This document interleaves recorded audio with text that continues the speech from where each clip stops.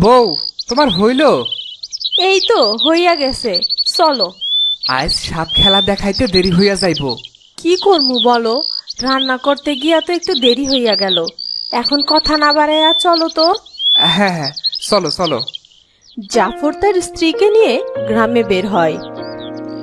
এই সাপ খেলা দেখবেন গো, সাপ খেলা। এই সাপ খেলা দেখবেন নাকি? সাপ খেলা এই পঙ্খিনী শঙ্খিনী সুতানলি গোখরা, এই সাপ খেলা দেখবেন গো, সাপ খেলা। এরপর সাপ খেলা দেখিয়ে তারা বাড়িতে ফেরে। বউ, খাইতে দাও। তুমি বইসা পড়ো, আমি খাবার নিয়ে আসতাছি।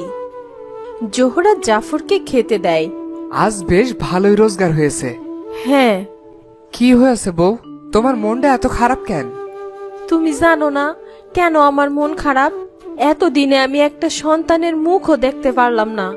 বউ, তুমি কষ্ট পাইও না, একদিন দেখবা আল্লাহ আমাকে ঠিকই একটা সন্তান দিব। এখন খাইয়া নাও।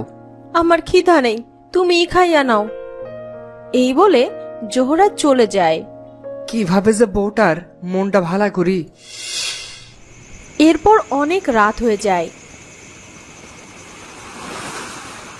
জোহরা আর তার স্বামী জাফর ঘুমিয়েছিল।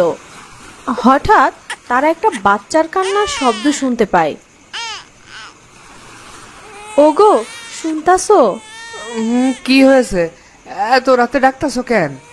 তুমি কি কিছু শুনতে পাইতাছো? এই রাইতে কি শুনতে হইব? এত রাইতে কিছুই শুনতে হইব না, ঘুমাও তো এখন। মনে হইতাছে নদীর পার থেকে বাচ্চার কান্নার শব্দ ভাইসা আইতাছে। হ্যাঁ বউ, তাই তো।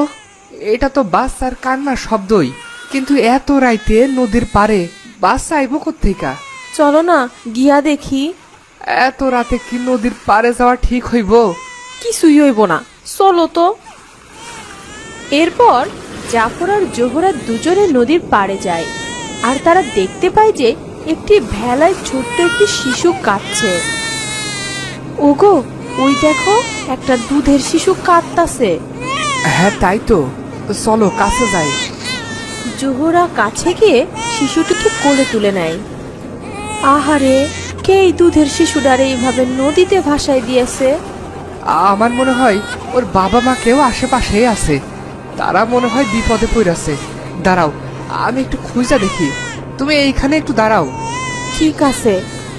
জাফর চারদিকে অনেক খুঁজেখুঁজি করলো, কিন্তু কোথাও কাউকে খুঁজে পেল না।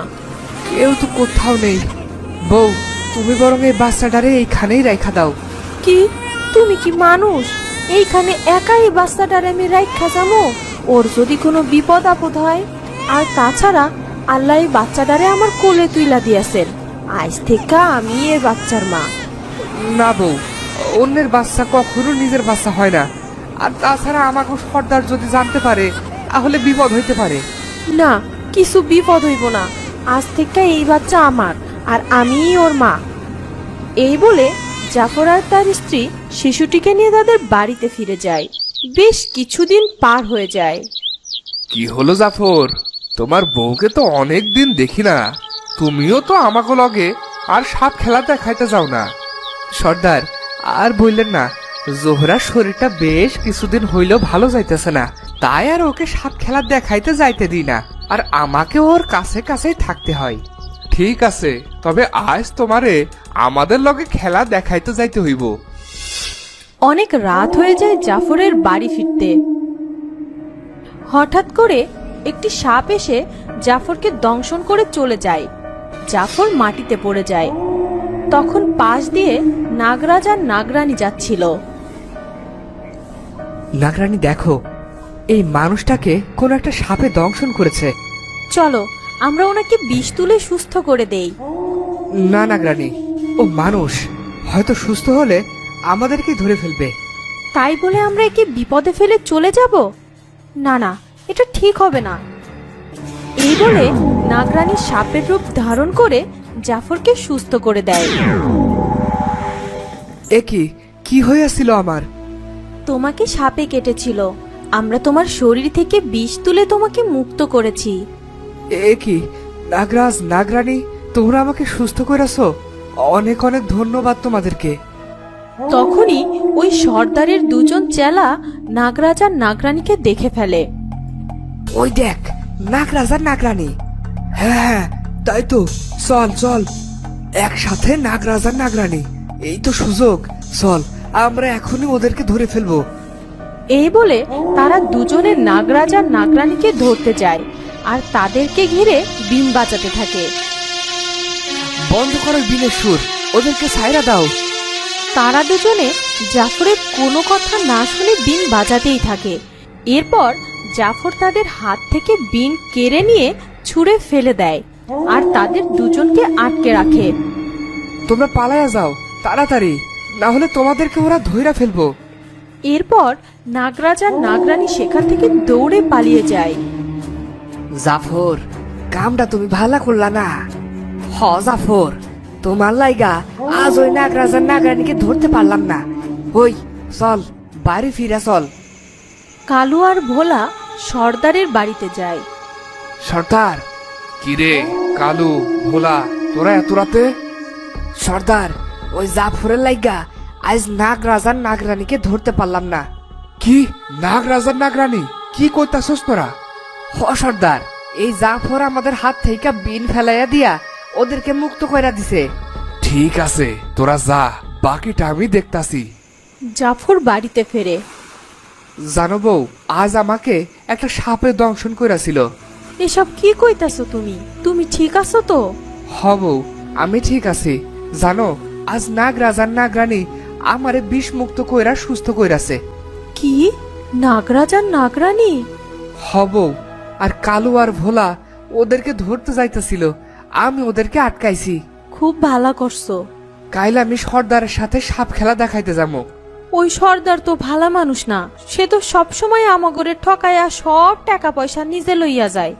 কিন্তু এখন যদি আমরা সর্দারের কথা না শুনি, তাইলে সর্দার আমাগো দল থেকে বার করে দিব। ঠিক আছে, তবে যাও, কিন্তু সাবধানে যাও, কেমন? ঠিক আছে, আর তুমি মায়াডারে দেখা শোনা রাখো। জাফর তার দলের সাথে সাপ খেলা দেখাতে বের হয়। বেশ কিছু দূর চলে যায় তারা। সর্দার, আপনি বললেন যে সাপ খেলা দেখাইতে যাবেন, কিন্তু আমার এই জঙ্গলে কেন নিয়ে আসলেন? সাপ খেলা তো দেখাবো তোকে। আমারে সাপ খেলা দেখাইবেন মানে? তুই একমাত্র জানিস যে নাগরাজ আর নাগরানী কোথায় আছে, আর ওই নাগরাজ আর নাগরানীর কাছে আছে 7 রাজার ধন। ওই নাগমণি, ওইটা আমার চাই। বল, নাগরাজ আর নাগরানী কোথায় আছে? বল আমারে। আমি জানি না নাগরাজ আর নাগরানী কোথায় আছে। আমার কাছে খবর আছে, ওই নাগরাজ আর নাগরানীকে তুই পালাইয়া যাইতে সাহায্য করছিস।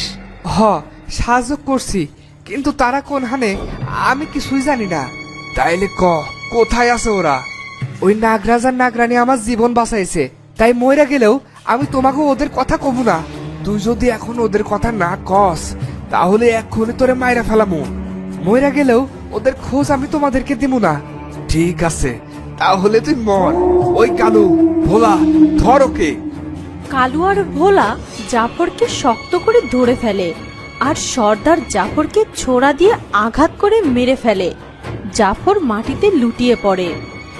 ওই চল তোরা ওকে নিয়ে ওর বাড়িতে ফেলে দিয়ে আসি। এরপর কালু আর ভোলা জাফরের মৃত দেহ নিয়ে তাদের বাড়িতে ফেলে দিয়ে আসে। ওদিকে দিন পার হয়ে রাত হয়ে যায়। জাফরের স্ত্রী জাফরের জন্য পথ চেয়ে বসে থাকে। সেই সকালে মানুষটা সাপ খেলা দেখাইতে বের হইয়াছে, আর এখনো কেন বাড়িতে ফিরলো না? যাই একটু বাইরে বেরিয়ে দেখি তো। জোহরা বাইরে বেরিয়ে আসে আর দেখে তার স্বামী মৃত অবস্থায় মাটিতে পড়ে আছে। এ কি হইয়াছে তোমার? ওঠো, কথা বলছো না কেন? আমার এত বড় ক্ষতি কে করলো? এখন আমি কি করবো?